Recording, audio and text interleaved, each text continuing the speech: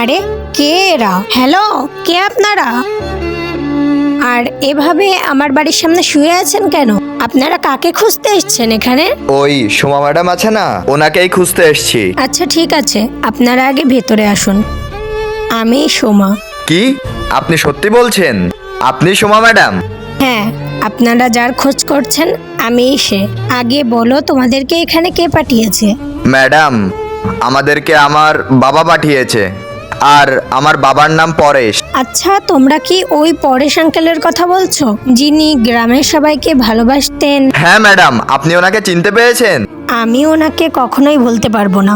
আজকে আমি যেই পজিশনটায় আছি তার পেছনে ওনার অনেক বড় যোগদান আছে। ম্যাডাম, আমার বাবা হসপিটালে ভর্তি আছে। ডাক্তার বলেছে ওনার হার্টে সমস্যা হয়েছে। বাবার অপারেশনের জন্য পুরো 15 লক্ষ টাকা চেয়েছেন ওনারা। টাকা না জমা দিলে ওরা অপারেশন শুরু করবে না। আমি এখন বুঝতে পারছি না যে এতগুলো টাকা আমি কোথা থেকে জোগাড় করব।